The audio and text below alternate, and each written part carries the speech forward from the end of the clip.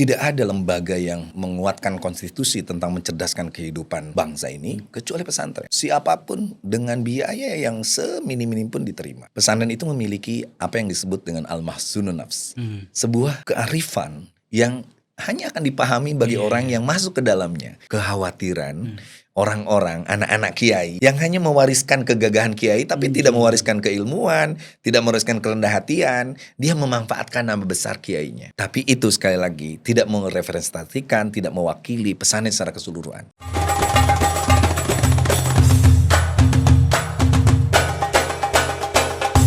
Sinihbar, Siniar Ikhbar. Assalamualaikum Ikhbarian, kita berjumpa lagi di Sinihbar.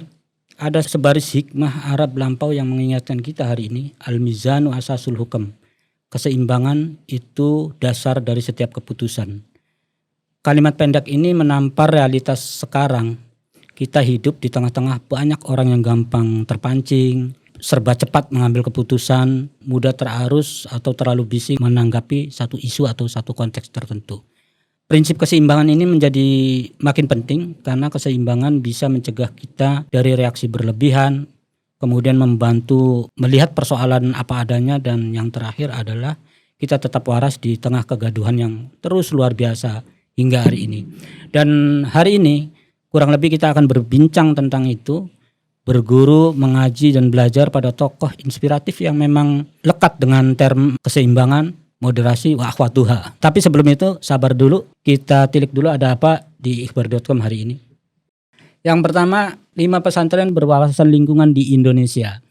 Jadi kalau dulu pesantren itu identik dengan kitab kuning, dengan kurikulum tradisional. Tapi ada beberapa pesantren yang perlu disorot juga karena salah satunya menjadikan prinsip ekologi atau ajaran ekologi sebagai kurikulum hidup di dalamnya. Yang pertama ada pesantren Nurul Haramain, Narmada Lombok Barat. Kemudian ada juga pesantren Rubat Balong, El Firdaus Cilacap. Berikutnya pesantren At-Thoriq Garut. Yang berikutnya ada pesantren Anuqiyah Sumeneb. Dan terakhir ada pesantren ekologi Al-Mizan Wananjaya. Ini didirikan oleh Dr. Kiai Haji Maman Imanul Haq. Ini sempat dapat sambutan juga dari Menteri Koordinator PMK Gus Muhaimin yang menyatakan bahwa Al-Mizan Wananjaya ini mendorong disiplin personal sebagai pintu masuk kesadaran ekologis. Berita kedua ada Kiai Maman ajak generasi muda bersihkan ruang digital dari kebencian. Kiai Maman mengajak atau mengarahkan teman-teman muda agar menjadi influencer kerukunan. Oke teman-teman, baca semuanya dan banyak artikel inspiratif lainnya di ikhbar.com. Dan alhamdulillah matur suwun sangat Kiai, merepotkan hadir ke studio Ikhbar. Lujeng Kiai. Alhamdulillah, saya yang terima kasih Mas Obi. Kalau tidak dipaksa untuk silaturahmi di pesantren yang menurut saya legend ya. Karena dulu saya 3 kali datang ke tempat ini, ketemu, dan yang paling saya bahagia hari ini putra-putra para muassis itu tampil menjadi para dai ilallahnya itu jelas-jelas. Ada yang di pesantren, ternyata ada juga yang di medsos, di media sosial, yaitu Mas Obi dan adik kita. Ini penting bagi saya karena salah satu yang menjadi kekhawatiran kita, bila muassis pesantren itu innalillahi, maka pesantrennya wa ilaihi rojiun. Ini enggak.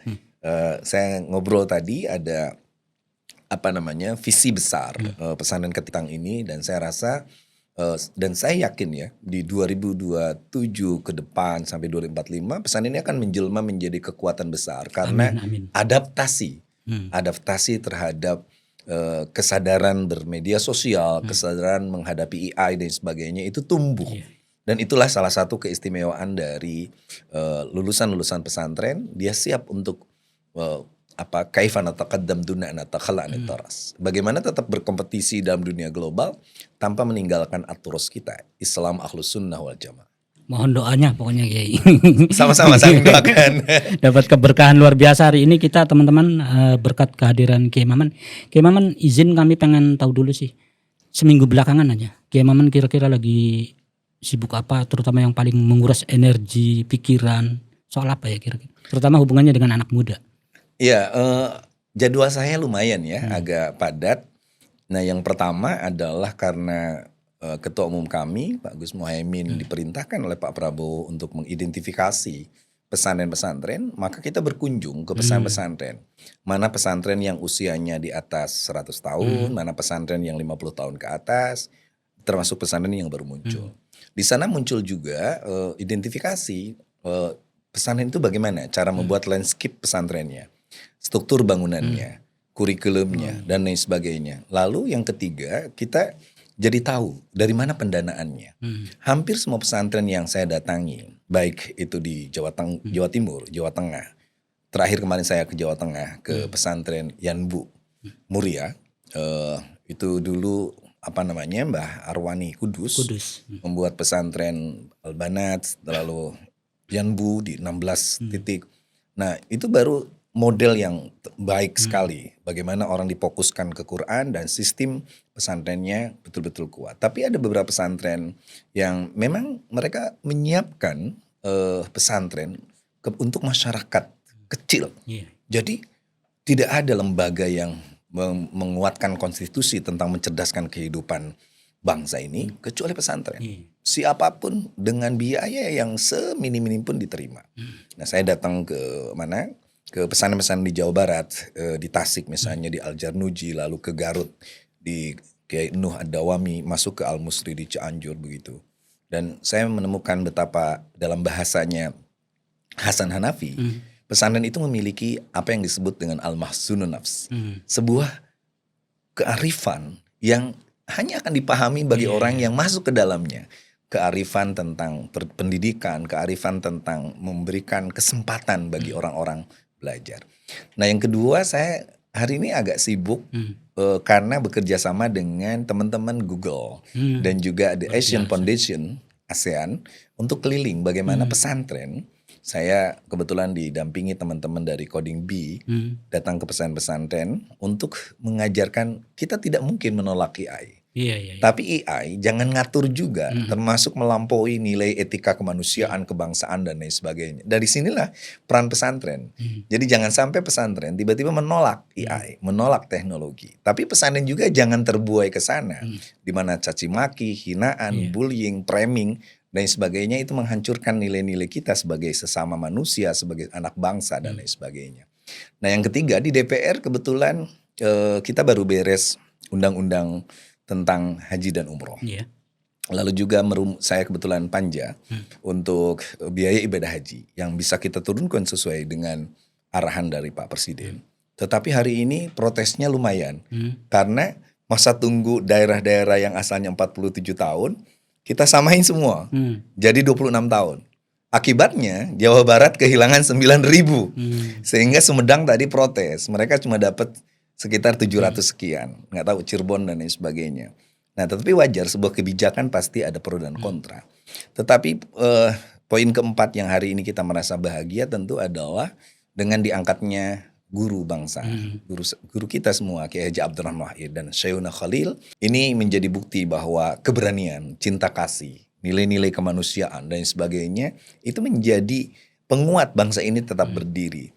Jadi bukan sekedar Gus Dur jadi pahlawan, tetapi nilai yang diajarkan Gus Dur lah yang menguatkan kepahlawanannya, seperti itu. Karena bagi saya yang dapat berkah banget dari Gus Dur, tidak ada orang yang mengajarkan kita tentang kasih sayang, penghargaan terhadap perbedaan, mencintai Indonesia, termasuk sikap tegas soal konstitusi. Jadi istilah Gus Dur itu bernegara itu berkonstitusi. Ada orang yang datang ke Gus Dur, Gus, kita akan bela Gus Dur agar tidak dijatuhkan, tetapi tolong masukkan ini. Kata Gus Dur, enggak. Konstitusi itu harus dipegang, karena bernegara itu berkonstitusi. Nah, seperti itu. Nah, poin-poin itu aja sebenarnya yang kita lakukan, dan ya itu tadi karena saya dikasih staff. Nah, staff ini yang kadang-kadang nggak tahu diri juga. Saya bisa ngisi acara itu pagi, lalu siang, lalu malam, kadang 2. Jadi sampai 5 titik. Luar biasa. Tapi bahagia banget, jujur bahagia banget. Saya tadi ketemu anak-anak muda hebat dari UIN, di mahasiswa yang mengambil jurusan pengembangan masyarakat. Diskusinya itu udah keren. Nah, gara-gara mereka lah saya dapat WA dari Kang Sobi dan bisa datang ke tempat ini. Bahagia banget. Bahagia tapi padat banget ya, Ki. Ini luar biasa. Tadi menarik soal identifikasi pesantren, Ki. Akhirnya dapat kesimpulan mungkin definisi pesantren itu, apalagi se-Indonesia, itu tidak bisa satu tarikan definisi dong. Beragam banget. Ini yang mungkin perlu dipahami oleh orang-orang non pesantren sehingga tidak gampang menjudge kami mungkin ya. Iya, dalam satu kesempatan saya jelaskan tentang bagaimana kita memahami pesantren dari asal-usul katanya, yaitu dari pesantren, tempat santri. Lalu siapa santri? Dari Sanskerta santri itu artinya orang yang belajar kitab suci, santri, seperti gitu. Nah ini poin pertamanya. Jadi pesantren itu pasti isinya orang-orang yang belajar kitab suci, termasuk belajar perangkat-perangkat menuju kitab suci. Misalnya kenapa kita belajar nahu? Karena an-nahu awalan ayuk lama idil kalam iduna la yufhama. Seperti itu. Karena bagaimanapun tanpa nahu kita nggak akan memahami kitab suci, sorot dan lain sebagainya. Nah dari kalimat itulah kita dikasih penegasan. Saya sering mengutip surat Al-Imran di mana ada kalimat yang sangat-sangat ini. Maka nali basyarin ayyuktihallal kitab wal hukma wan nubuwah summa yaqula linnasi kunu ibadan li min dunillah walakin kunu rabbaniyina bima kuntum tuallimunal kitab wa bima kuntum tadrusun. Sangat tidak mungkin bagi seorang yang diberi kemampuan memahami kitab, lalu dia diberi kepemimpinan yang kuat, leadership, lalu dia diberi kebijakan, sumayakul linnas, terus dia bilang kunu ibadalli, hei santriku, hei jamaahku, sembah aku, utus ini bukan aku, ikuti aku dan sebagainya. Itu tidak mungkin. Maka kalau ada di pesantren atau paling tidak pesantren karbitan yang membuat jamaah tidak ada kebebasan berpikir, tidak ada kebebasan ini, lalu mereka menuduh memframing kita bahwa pesantren melakukan feodalisme, itu salah. Pesantren mengajarkan apa yang disebut dengan khuriyatul fikr. Bahkan argumentasinya dinas di ayat gitu ya tadi. Iya, betul. Makanya bayangkan aja, saya merasakan banget bagaimana kita bebas untuk berbeda pendapat. Kita diajarkan di Fathul Mu'in dengan makalah atau pendapat-pendapat yang berbeda, tapi satu koras. Kayak gitu. Lalu apa tugas di pesantren? Dan itu terasa. Yang ditugas oleh pesantren adalah kunu rabbaniyina. Santri harus menjadi generasi yang mengikuti nilai-nilai ilahi. Ta'allaqu bi akhlaqillah. Santri harus selalu memahami, memaafkan orang lain. Karena Allah memaafkan juga orang-orang yang berdosa. Maka harus diingat, ketika PKI menjadikan kiai-kiai NU menjadi korban, tetapi ketika PKI lalu stigma sebagai sebuah kekuatan ormas terlarang, ada upaya yang sangat-sangat mulia dari kiai-kiai NU di mana anak-anak dari korban PKI itu dipesantrenkan, dipulihkan kesadarannya. Dan ini bayangkan orang yang terzalimi, komunitas yang dijadikan objek sebagai korban, tiba-tiba memaafkan. Dan itu diajarkan bagaimana Gus Dur atau seluruh orang kiai-kiai NU selalu melakukan dakwah yang merangkul, bukan memukul. Memberikan argumen dan tidak sentimen. Mengangkat orang-orang yang membenci pesantren, didekati. Hampir seluruh sejarah pesantren pasti itu di dunia gelap. Di daerah-daerah abu-abu. Tubuh Ireng dulu dicukir. Pesantren-pesantren di Cirebon dulu adalah berhadapan dengan kelompok premanis dan sebagainya. Karena itu Qur'annya. Rabbaniyina bima kuntum tu'allimunal kitab. Tidak pernah kiai meninggalkan Al-Quran dan hadis. Cuman kita memahami bagaimana cara memahami kitab hadis, maka kita belajar dari para ulama. Ulama-ulama madhab. Membuat kodifikasi tentang ilmu fikih, usul fikih, ilmu tafsir dan lain sebagainya. Sehingga ada kearifan. Makanya kalau ditanya kenapa kita mengikuti kiai-kiai NU, Qur'annya jelas kok. Ihdinas siratal mustaqim. Ikuti jalan yang lurus. Jalan siapa? Siratal ladzina an'amta alaihim. Siapa an'amta alaihim? Minal nabiyyin wasiddiqin wassuhada wassalihin wa hasuna ulaika rafiqa. Kiai-kiai kita tuh solihin. Maka kita ikuti kiai-kiai solihin kita di pesantren. Kesederhanaan, cara meraih masyarakat, mengikhlaskan santri yang gak bayar dan sebagainya, termasuk itu pasti ada itu. Jadi kalau ada tiba-tiba kita di framing kiai nerima amplop dan sebagainya, jauh lah kiai itu. Sampai, nah kita cerita kemarin di Al Jarnuji, kebetulan adik saya, Dr. Kiai Haji Fuad Muslim di sana cerita bagaimana santri-santri yang sangat-sangat ada di kemiskinan ekstrim itu bertahun-tahun mondok di tempat, gak bayar, tapi makan terus. Nah yang lucu, mereka tiba-tiba mancing, ikannya dimakan, sebagian disodakohkan ke kiai, padahal kiai tahu itu milik ikannya. Seperti itu. Dan itu terjadi misalnya ke seorang mursyid Thariqah Syadiliyah, Kiai Abdul Jalil Mustaqim. Iya. Kiai Abdul Jalil menerima beberapa pengikutnya, lalu dia menjual, minta izin, Kiai mohon maaf kami akan usaha anu pakai nama jenengan. Tiba-tiba ada santri yang lain, Kiai dia pasti meminjam nama Kiai untuk melakukan pembohongan dan sebagainya. Kata Kiai nggak apa-apa, jual nama saya, asal jangan orang lain. Bayangkan kearifan itu hanya muncul di pesantren. Lalu yang kedua yang diajarkan di samping menjadi masyarakat robbani adalah wabima kuntum tadrusun. Kalian ngaji kitab kuning nih. Tapi kitab kuning itulah yang menjadi acuan bagi kita.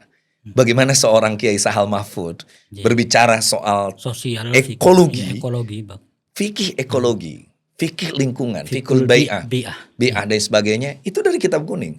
Bagaimana Gus Dur ngomong soal demokrasi, itu ngomong dari kitab kuning. Bagaimana Kiai Ma'ruf Amin ngambil dari Fathul Mu'in tentang ada upaya yang memframing orang baik supaya tidak bicara dan membiarkan orang-orang ahli kebatilan untuk menguasai ruang-ruang publik, terutama lewat media sosial. Itu bayangin kearifan lokal yang hebat dan dimiliki oleh Indonesia bernama Islam Ahlus Sunnah wal Jamaah ala Tariqatin Nahdlatul Ulama.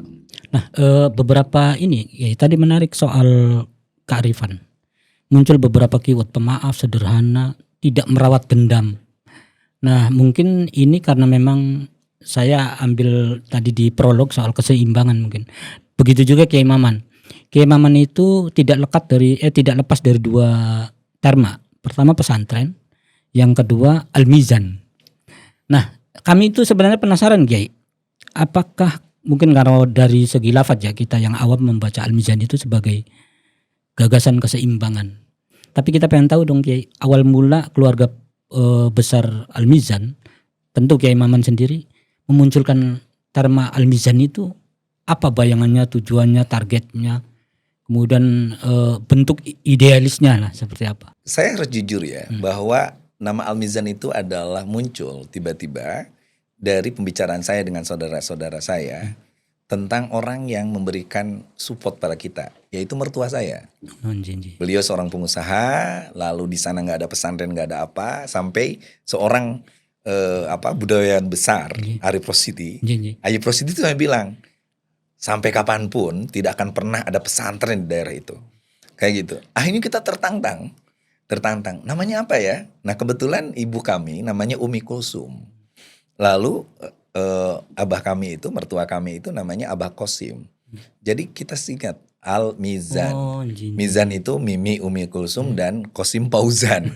Nah penghormatan pada orang tua bagaimanapun beliau mewakafkan tanahnya, memulai tradisi ini dan sebagainya. Setelah itu barulah kita memulai, itu tahun 99. Kita sebut Al-Mizan. Lalu kita baca di surat Ar-Rahman ayat 9. Wa aqimul wazna bil qisti wa la tukhsirul mizan. Dan lakukanlah advokasi, iqamatul haq, iqamatul had dan lain sebagainya. Bil qisti dengan keadilan. Wala tukhsirul mizan. Jangan sekali lagi mengurangi keseimbangan. Karena Allah menjadikan alam ini penuh dengan keseimbangan. Wa qaddarahu taqdira. Dan lain sebagainya. Maka kita eksplorasi tema Al-Mizan ini. Sehingga hatta yang paling kecil. Misalnya Yel. Yel, anak-anak itu Yelnya pasti bangkit. Al-Mizan. Al-Mizan seimbang. Keseimbangan itu sampai diajarkan di tingkat lagu. Bagaimana misalnya ada kearifan lokal dalam bahasa Sunda. Ketika kita menyebutkan tentang manuk cingkleng cindeten blos kakolong bapak satar burenang. Kenapa kita harus menjadi burung? Faridudin Al-Attar, penulis Hilyatul Aulia dan begitu banyak biasa membuat aforisme tentang burung. Makanya kita sering bilang yang penting seimbang. Sayap kita boleh berbeda. Ada yang kecil seperti burung piit, lalu ada yang agak besar seperti merpati atau burung gede sekalipun. Maka kita bisa terbang kalau seimbang. Ini ada ilmu, ini ada yang namanya amal. Ini ada doa, ini ada ikhtiar. Ini ada Mekah, ini ada Madinah, ini ada ketuhanan, ini ada nabuah. Terus dibikin, dieksplorasi anak-anak itu. Sehingga kalimatnya mesat ngapung luhur. Kita bisa terbang setinggi-tingginya. Tetapi sekali aja sayap kita ini patah, di mana ada orang yang ngayak-yak istilah kami itu doa, tapi tidak usaha, maka dia akan jatuh. Lihat misalnya kesebelasan Arab Saudi, dia berdoa di depan Ka'bah habis-habisan didoain banyak orang, ternyata kalah 7-0 dengan Jerman ketika Piala Dunia itu.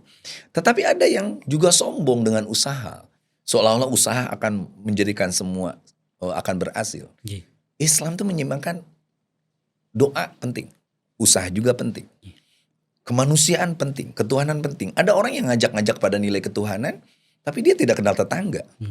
Nah itu terus diajarkan di anak-anak sehingga muncullah kalimat Al-Mizan. Konsepnya banyak sekali dan semua sisi di dunia itu kan punya lawan dan kita harus arif menyikapi itu. Kiai, kalau kita lihat di konteks hari ini, konsep Al-Mizan itu kalau pengen dijadikan solusi atau sedikit inspirasi buat masyarakat sekarang yang lagi ngadepin secara ekonomi susah mungkin. Kemudian soal pendidikan, orang awalnya punya trust ke pesantren, tapi rame kayak gini, akhirnya beberapa survei menunjukkan di tahun ini pesantren turun. Bahkan pesantren yang gede. Banyak persoalan di publik ini. Kalau Kiai memberi saran dengan melalui kacamata Al-Mizan tadi, keseimbangan itu, seperti apa Kiai kira? Ya, yang pertama ya, yang namanya kebenaran dan keyakinan serta keberanian kita untuk menyatakan bahwa konsep yang kita yakini itu benar, itu tetap akan memiliki signifikan terhadap perkembangan kapanpun. Itu yang selalu ditekankan oleh guru kita, Profesor Dr. Kiai Said Akil Suraj. Kita harus meyakini nahnu ahlul haq. Kita memegang sebuah, dalam bahasa Kiai Ma'ruf itu namanya manhaj al-hayat. Metode kita dalam hidup ini, lalu juga pegangan kita ini adalah Ahlus Sunnah wal Jamaah. Nah, salah satu Ahlus Sunnah wal Jamaah itu punya nilai yang namanya keseimbangan, baik dengan bahasa wasatiyah dan lain sebagainya. Nah, maka kita harus meyakinkan itu, walaupun dicoba ya. Ingat aja waktu kepemimpinan NU di bawah Yai Said, tiba-tiba orang terkejut ada 212. Kayak gitu. Lalu orang akan, apakah NU masih tetap ada dan lain sebagainya. Tapi Kiai Said langsung mengatakan, kita harus yakin dengan Nahdlatul Ulama. Apa yang kita perjuangkan ini berangkat dari warisan dari para ulama kita dan tentu berdasarkan nilai dan terbukti. Seperti itu. NU sampai hari ini bisa tegak dan lain sebagainya di tengah survei. Misalnya pesantren menurun, yang saya datangi banyak kok pesantren yang bertambah. Mungkin yang nggak bayar tadi yang nggak ke sensus kali Kiai. Mungkin, iya. Makanya sebelah mana surveinya gitu.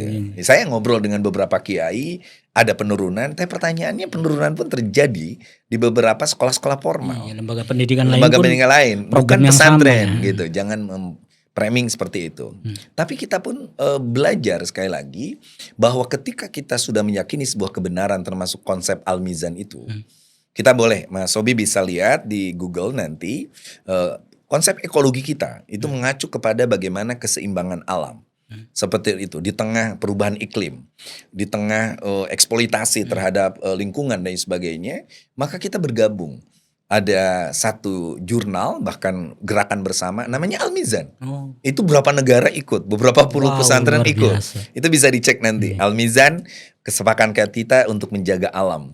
Saya pakai bahasa Inggris kayak gitu. Nah, kenapa? Saya masih ingat aja ya, Gus Dur suatu saat ngajak saya berziarah ke satu tempat. Di mana? Di Jawa Timur. Di ibunya Gajah Mada.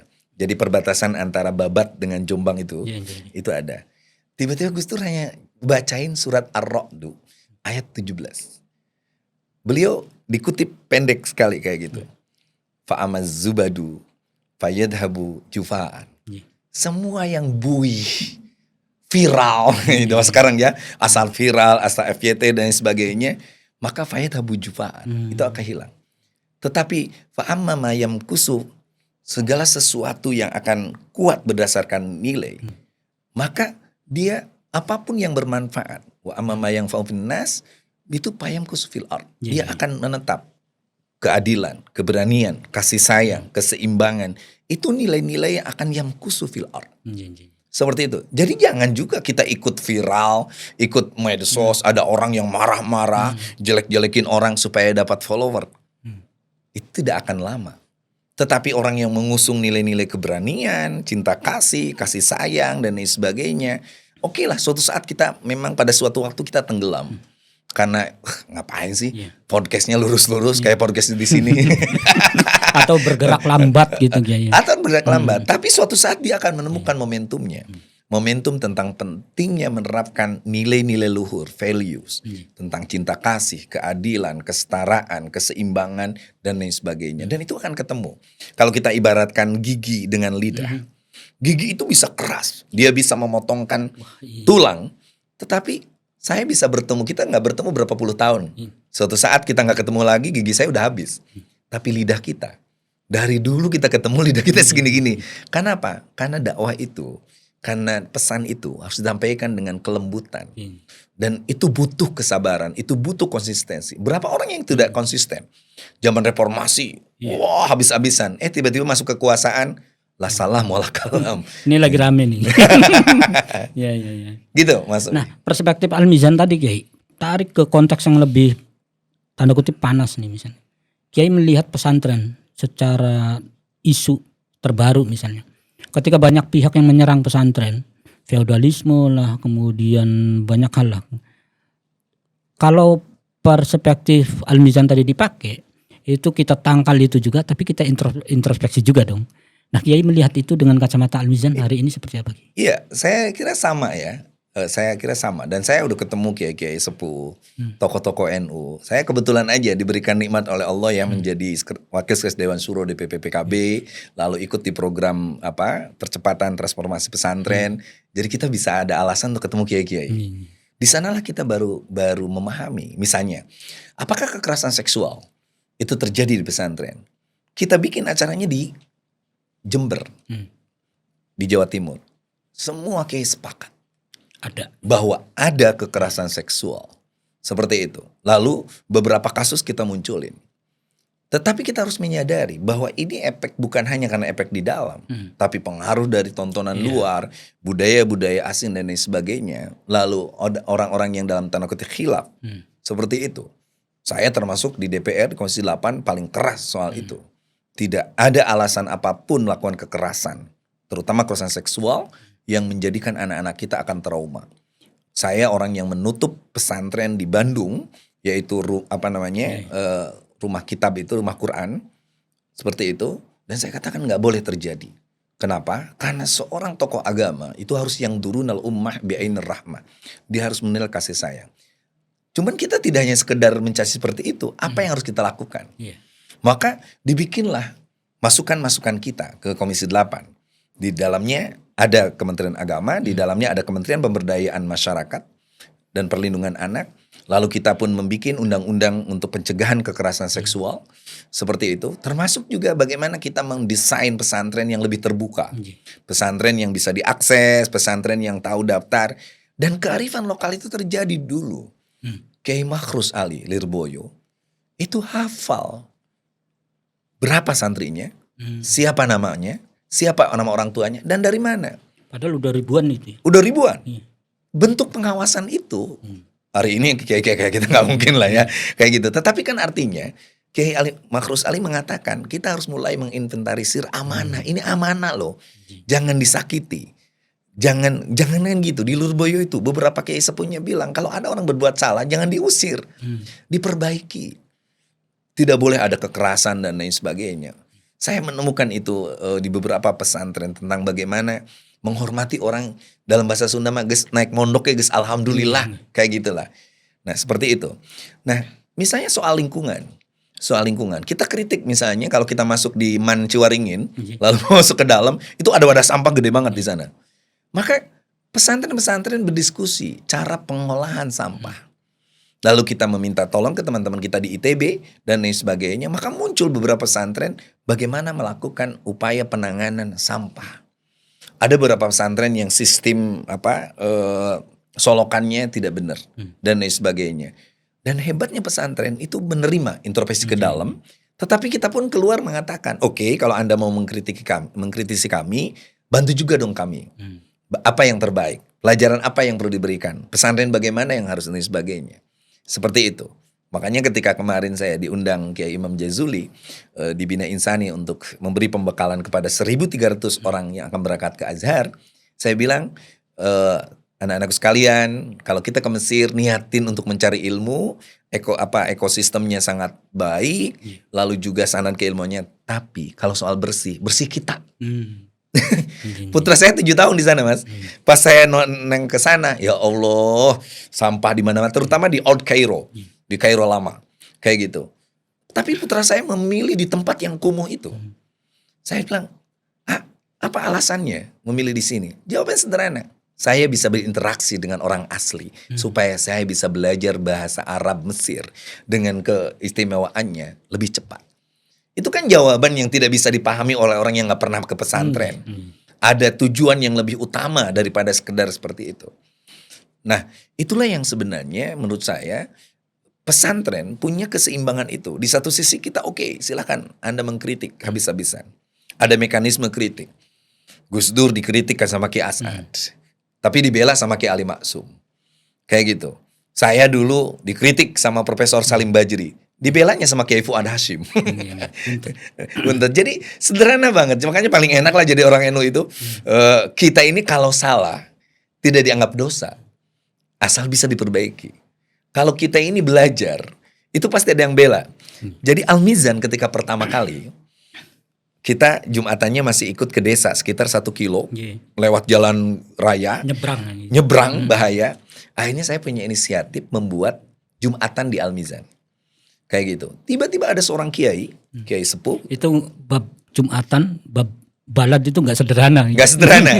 Nah, di beliau menulis 5 lembar tentang tidak sahnya Jumatan di Al-Mizan. Wah, saya ndeg-ndeg juga kan, karena baru kan. Aduh, makanya berapa santri lulusan pesantren gak berani bikin pesantren. Nah, kalau saya yakin aja, ya, karena saya udah sering ke kota juga. Di kota kadang-kadang satu bangunan aja 2 gitu. Nah, yang hebat, ketika saya mau datang ke Kiai Mas, tiba-tiba dipanggil sama seorang kiai sepuh, namanya Kiai Muhammad. Beliau mentantunya Kiai Sayhuna, Kiai Amin Sepuh Babakan. Dia bilang, Man, kesini dulu. Beliau sudah menulis 10 jawaban, 10 lembar tentang sahnya Jumatan. Bayangin, bahagianya saya. Akhirnya saya menyerahkan itu ke Kiai Mas. Tahun berapa itu? Awal-awal. Jadi 99, habis 2 tahunan lah, tahun 2021 ya, 2001-an. Nah, saya serahkan. Tiba-tiba Kiai Mas An nggak baca sama sekali. Cuman dia bilang, Man, sampean ku anaknya siapa? Saya bilang, saya putranya Pak Abdurrahim. Aslinya mana? Saya diam di Sumedang, tapi aslinya Ciledug, Leuweung Gajah. Loh, siapa? Kiai Abdurrahim bin Padmadi Sastra. Ya Allah, Cung. Iku kancane Isun. Itu teman saya. Kayak gitu. Dia rangkul saya lalu sadar. Oh, kesalahan saya bukan karena buat itu, tapi karena tidak silaturahmi dulu. Makanya banyak orang yang tidak berani bikin pesantren, padahal pinter di pondoknya. Salah satunya karena tidak bisa ada dialektika lawan kiai-kiai sepuh. Banyak juga kan yang tidak ikhlas kita muncul.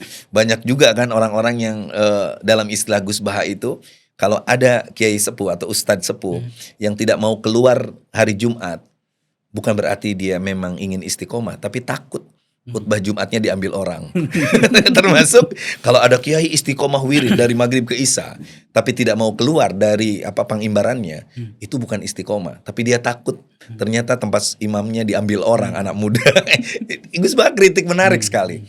Tapi itulah akhirnya saya sadar, setiap saya melakukan kesalahan, yang bela banyak, tetapi kiai yang mengkritikkan banyak. Tapi bukankah itu kehidupan? Kiai Maman dapat tutorial itu. Cara menghadapi konflik seperti ini gitu. Itu kan karena menjalin komunikasi dengan banyak ruang pihak dan lain-lain.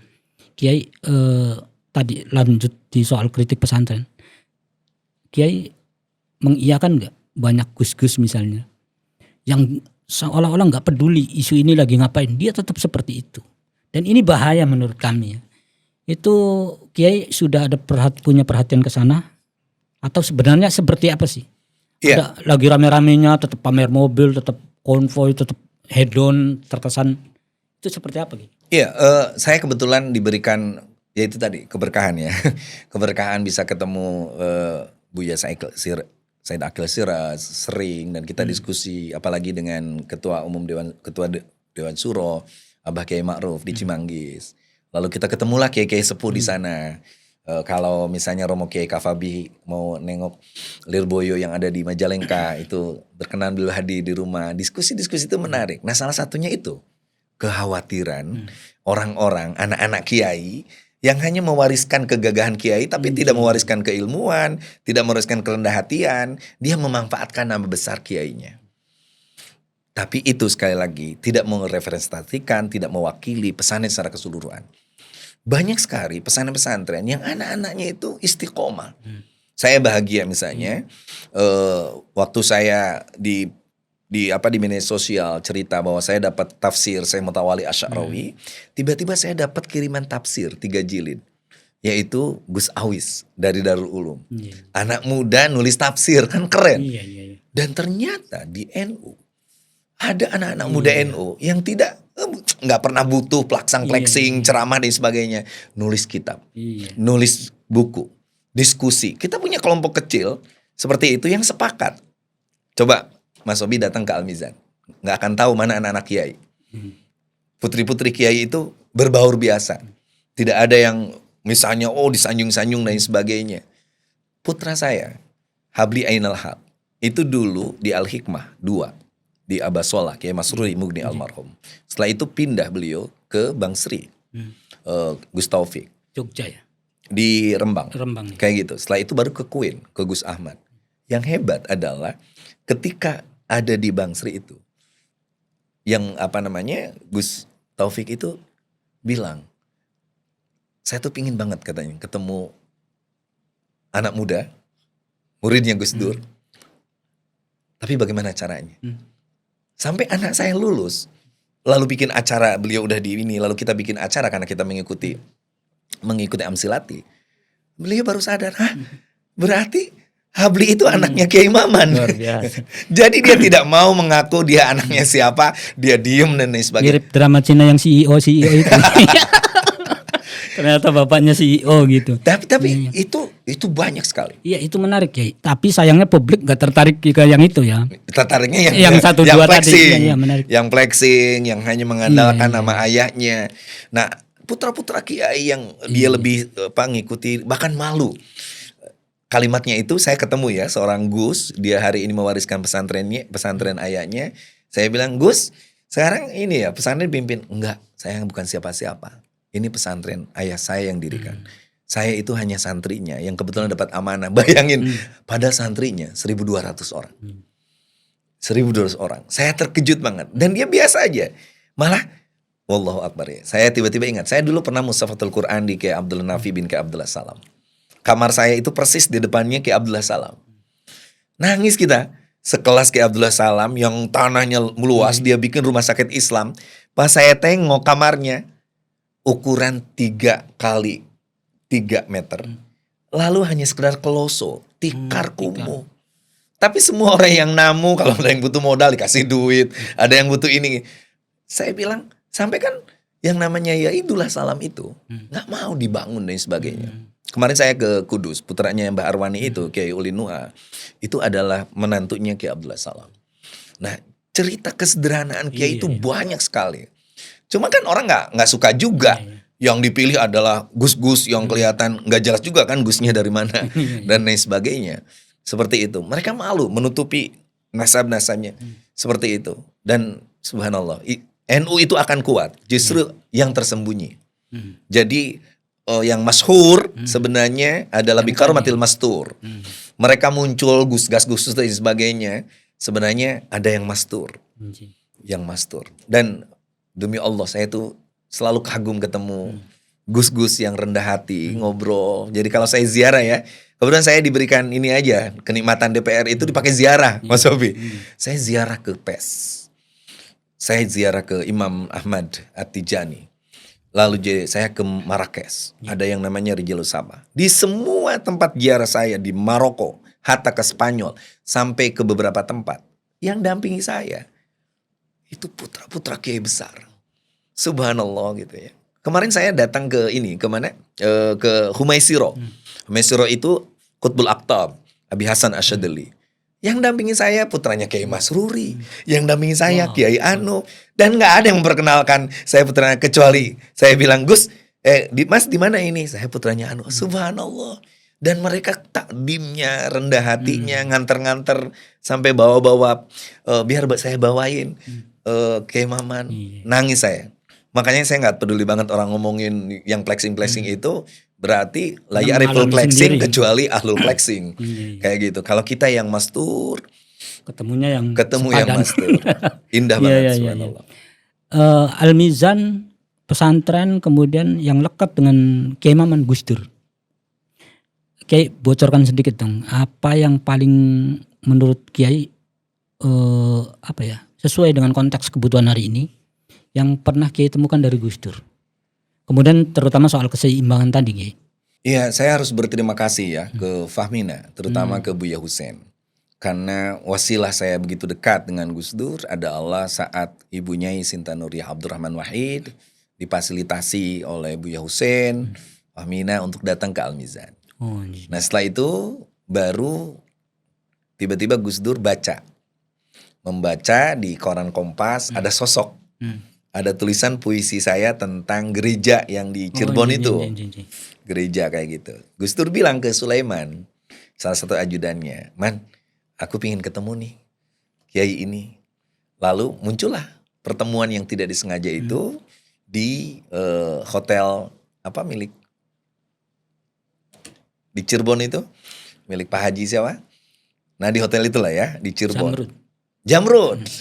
Ada acara. Saya jadi moderator. Gus Dur, ini saya, ada Kiai Muklas, ada Pak Haji, Jamrud dan sebagainya. Tiba-tiba Gus Dur pegang tangan saya.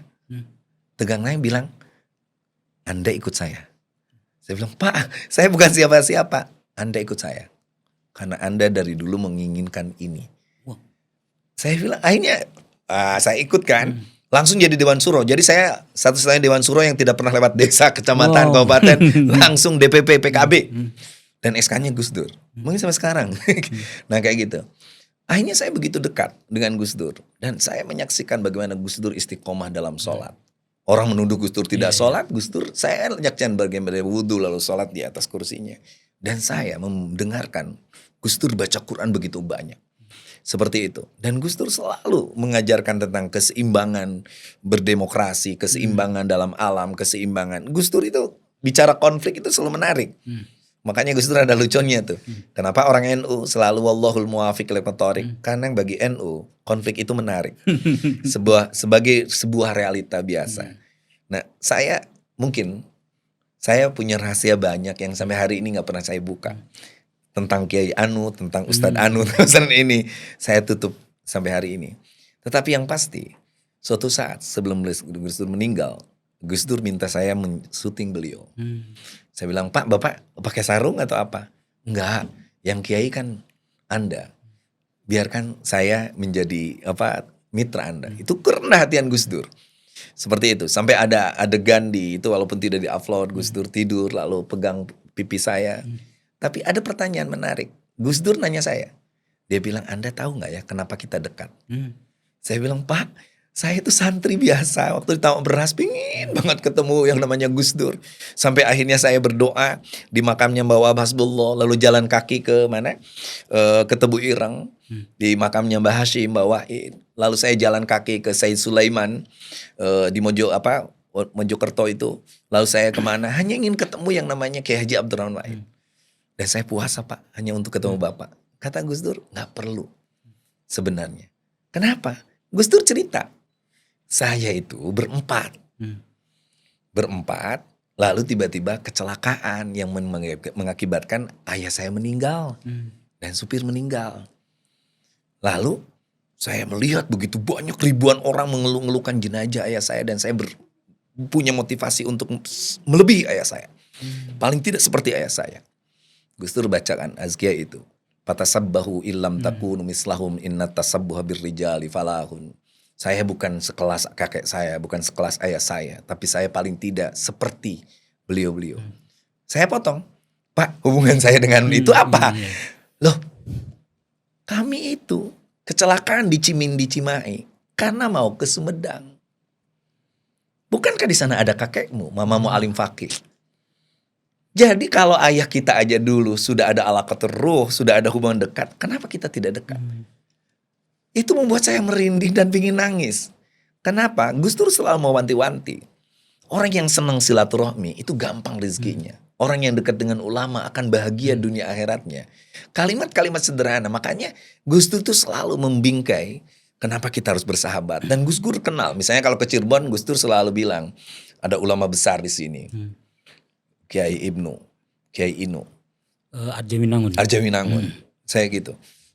Kalau kita datang ke sana, di sini ada ulama besar. Namanya Anu. Saling rekom ya, Saling rekom. Nah, itu kalimatnya bagus tuh. Kiai dulu tuh saling rekom. Kalau Kiai sarang menegasikan. Saling menegasikan. Kalau ada proposal lebih baik dua-duanya nggak dapat. Dulu saling dukung. Maka Gus Dur bikinlah apa yang disebut Kiai Langitan. Gus Dur memperkenalkan, jujur aja, tanpa Gus Dur, maka wacana demokrasi, wacana tentang human rights, wacana tentang kesetaraan gender itu tidak muncul. Dan Gus Dur mengangkat begitu banyak orang. 3 periode saya jadi DPR RI, nggak pakai modal, nggak bagi-bagi duit, apalagi serang pajar.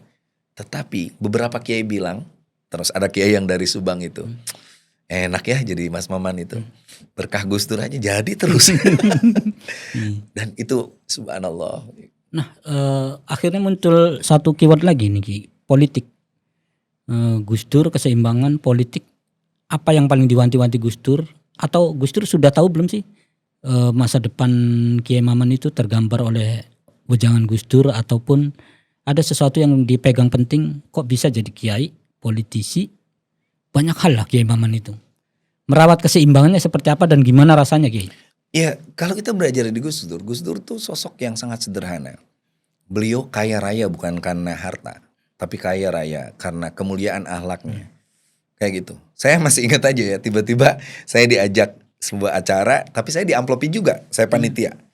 Tiba-tiba Gus Dur, saya bilang matur Gus, saya dapat Pak, saya manggil Bapak ke beliau, Pak, saya dapat amplop. Oh ya, ayo dong disatuin sama punya beliau. Rak dibuka. Saya kira saya mau ditambahin, enggak. Gus Dur bilang dibagi aja, jadi 20. Jadi 2 amplop itu dibagi 20. Setelah itu dicatat Kiai Anu di Anu, Kiai Anu di Anu, Kiai Anu di kirim semua. Dan Gus Dur tidak membawa uang sepeser pun. Itu yang Gus Dur punya keberanian, gak punya apa-apa. Karena bagi Gus Dur cukup Allah. Saya pernah bilang, Pak, Bapak tuh kalau makan gak pernah terpikir Pak ada yang meracuni Bapak dan sebagainya. Loh, bukankah doa kita adalah doa tentang Allahumma barik lana fima razaqtana wa qina adzabannar. Salah satu wakin ada benar itu adalah racun. Itu saya makan waktu pas makan kikil di Jombang. Ada yang namanya warung merah, itu langganannya Gus Dur. Kayak gitu. Jadi hal-hal sederhana guys. Soal politik misalnya. Saya masih ingat, jangan nyalon ya. Nggak nyalon saya. Kecuali saya sudah meninggal.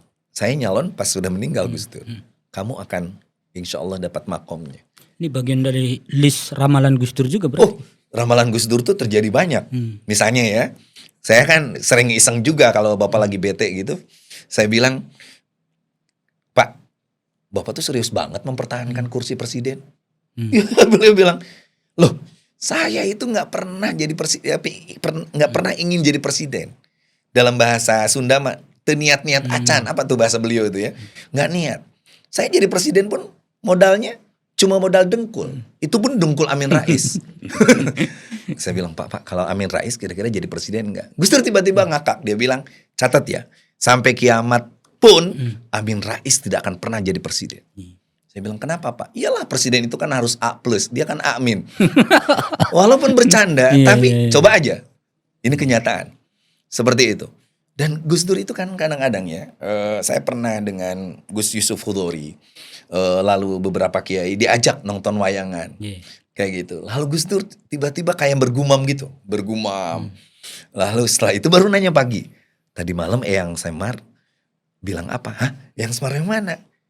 Loh, tadi malam kan ngomong, oh iya Pak, Sungai Lamong akan melimpah, banjir. Lalu ini akan terjadi ini. Itu kejadian semua. Wow. Jadi ya itulah Gus Dur itu menarik dari sisi apapun. Tetapi nasihatnya itu tolong sederhana. Jangan rakus. Seperti jangan tomak dan lain sebagainya. Dan saya amalkan itu di politik. Saya tidak tertarik sama sekali dengan proyek-proyek. Saya tidak tertarik sama sekali untuk lalu meraih jabatan, lalu harus menjilat. Saya gitu. Saya istiqomah aja ngikuti. Apa arahan ketum, apa tugas ketum dan sebagainya. Sesuai dengan apa mabda'nya PKB ini, mabda siasinya tentang demokrasi, tentang kesetaraan gender, tentang pembelaan terminoritas. Kita ikuti. Selama mabda siasi itu, saya tetap akan di PKB. Dan saya tidak pernah ke partai manapun. Saya harus ber-PKB karena PKB adalah warisan politik Gus Dur. Saya yang tahu persis bagaimana konflik lalu siapa yang menginginkan. Ya di luar konflik itu ya. Iya, karena konflik itu diinginkan oleh penguasa ketika itu. Seperti itu. Kita tahu lah bagaimana. Faktor X. Iya, dan lain sebagainya. Nah, makanya sampai hari ini ya, saya berbeda lah dengan Gus Dur. Menurut konteks saya ketakut juga tidak bawa duit. Kalau Gus Dur itu yang menarik suatu saat, itu ada di buku saya, Fatwa dan Canda Gus Dur. Di Jogja itu tiba-tiba, kalau di Garuda itu dikasih apa namanya, dikasih snack, Gus Dur bilang, itu ada coklatnya enggak? Ada Pak, dibungkus. Untuk siapa? Untuk putranya Mbak Lisa. Sayangnya beliau ke cucu-cucu, ke putra-putrinya, ke kita yang bukan siapa-siapa. Itu melebihi siapapun. Seperti itu. Termasuk cara mengkritik orang supaya dia maju, itu bentuk kasih sayangnya. Bentuk kasih sayangnya. Tapi Gus Dur selalu menekankan, tolong dijaga NU. Makanya kalau Mas Sobi datang ke Pesantren Al-Mizan, itu pasti langsung di temboknya NU. Seperti itu. Lalu di tiap rumah-rumah ustadznya pasti ada ini NU. Karena bagi kami NU itu tadi sebuah minhaj, sebuah metode, strategi untuk tetap survival dalam kehidupan dan meraih nilai peradaban. Seperti itu. Sebenarnya pengen ngaji lebih banyak ya soal Al-Mizan, soal apa, belum lagi ke isu-isu yang agak nyerempet-nyerempet nih. Karena Kiai tadi udah nantang, lurus-lurus aja. Mungkin mudah-mudahan kami dapat kesempatan berikutnya kita datang ke Al-Mizan atau apa gitu podcast ya. Kiai sebagai taktim Kiai, keseimbangan itu tadi dengerin dari awal enak di telinga. Tapi pas dipikir lagi kayaknya berat di lapangan. Untuk anak muda Kiai, pesan Kiai seperti apa dan apa sih sebenarnya, barangkali kita salah lihat juga, apa yang dianggap kita masalah ternyata bukan masalah. Apa yang dianggap kita sulit ternyata enggak sulit. Sebenarnya masalah yang paling benar-benar ada di hadapan anak muda, terutama santri, hari ini seperti apa? Harus gimana Kiai? Iya, kata Gus Dur masalah itu cuma dua. Ada masalah yang bisa diselesaikan, yang kedua yang enggak bisa diselesaikan. Ya udah. Iya. Itu penting. Nah, makanya Gus Dur selalu mengamanatkan kita untuk memperbanyak membaca. Membaca itu menjadi hal yang harus penting. Seperti itu. Makanya yang harus dibaca, ini versi saya. Oleh anak-anak muda terutama di pesantren itu 3 kitab. Pertama kitab kuning. Tentang nilai, etika, norma. Tapi harus ada kitab putih. Kitab putih itu analisis sosial. Teori-teori transformasi. Jadi perlu juga anak-anak pesantren belajar bagaimana misalnya filosofis dialog yang digagas oleh Gedemers. Gedemers itu muridnya Heidegger. Kayak gitu. Perlu ada belajar. Misalnya tentang bagaimana peradaban ini bisa digerakkan oleh creative minority. Maka pesantren perlu dong kitab putih yang namanya Arnold Toynbee, lalu juga Karl Popper dan lain sebagainya. Dan itu menarik menurut saya, kitab putih. Jadi jangan hanya sekedar yang normatif, idealis, bikin sekolah pasti jurusannya yang kira-kira menarik. Enggak dong. Kalau bikin sekolah SMK, tanya dulu ke pabrik, butuh apa? Oh, ternyata kita butuh ahli-ahli di bidang cat. Bikinlah SMK jurusan painting. Hari ini semua sekolah, semua rumah butuh masang listrik. Maka jurusan listrik. Nah, salah satu kritik saya ke pesantren itu ideal. Mencetak generasi berakhlak dan lain sebagainya. Islami. Tetapi ketika kerja sulit kerja dan sebagainya. Nah, ini izin nyalip dulu sebenarnya. Seru ini. Kita itu belajar muamalah dari ibtidak ya, fikih. Terus sampai udah dewasa nih, pas masuk industri, bukan orang pesantren semua, industri halal, ekonomi syariah. Iya, betul. Kita belajar muamalah tuh buat apa? Akhirnya gitu kan. Nah, nyambung ke saran buat pesantren soal itu juga Ki. Iya, makanya kitab ketiga yang harus dipahami, namanya kitab abu-abu, grey book. Jadi Syekhul Azhar sekarang bilang bahwa sehebat-hebatnya kita, hari ini tidak ada peran sama sekali kita dalam pembuatan mobil, termasuk sekrupnya. Jadi apa yang kita banggakan? UMKM misalnya, ayo santri suruh nanam anu. Tetap aja yang berkuasa tuh mafia. Mafia pupuk, mafia benih, distribusi perdagangan dan lain sebagainya. Advertorial ikhbar aja dapat setahun paling 2 kali. Nah, yang harus dilakukan itu siapa yang main? Bagaimana politik itu berjalan? Kenapa anggaran kita kecil? Kenapa pesantren, termasuk NU, itu selalu hanya hadir sebagai pelengkap suara, tetapi bukan pelengkap kebijakan? Gus Dur adalah figur orang yang berani menantang rejim ketika itu, Soeharto, dengan sangat kuat. Sampai Gus Dur ketika itu hendak dibungkam ketika di muktamar di Cipasung.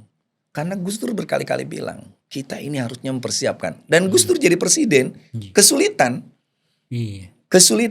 untuk menjadikan menteri yang lain. Iya, timnya belum penuh ya. Enggak, orang pesantren selalu menganggap menteri itu cuma satu, menteri agama. Tapi menteri Bappenas nggak ada, menteri keuangan belum siap. Makanya sekarang di PKB terutama didorong orang yang jago intelijen. Oke, kemarin sekjen kami udah jadi doktor. Bidang ekonomi ada Pak Cucun. Bidang ini, Kiai Maman bidang peradaban Islam. Itu harus sebenarnya. Makanya kan santri itu harus 2. Pertama memang prioritasnya jadi ulama. Falaula nafara min kulli firqatin minhum ta'ifatul yatafaqahu fid-din wal yunziru qaumahum idza raja'u ilaihim la'alam yahdaru. Jadi ta'ifah. Tapi kalau nggak jadi ta'ifah, jadi rijalun la tulhihim tijaratun wala bai'un an dzikrillah. Jadi politisi, jadi pengusaha. Ini kadang-kadang kalau nggak jadi kiai, dia gagal jadi kiai, jadi dukun. Jadi ekuivalennya ke dukun, bukan ke usaha dan lain sebagainya. Dan tetap santri. Nah, saya sering meyakinkan bahwa saya bisa kok jadi politisi. Saya bisa berdebat dengan orang lain tanpa kehilangan muruah kita. Saya kalau debat di podcast di acara-acara misalnya Mata Najwa, Karni Ilyas, Rossi dan sebagainya, kita tidak pernah emosional dan sebagainya. Karena di pesantren kita biasa tuh tunjuk-tunjuk di Basul Masail, setelah itu ngelewat bareng. Kayak gitu. Dan saya tidak tertarik banget misalnya apakah benar orang yang hari ini kaya raya dengan cara uang korupsi itu akan ini, enggak. Dan ini kata-kata Gus Dur langsung ke saya. Kalau hadis ahad mungkin ya.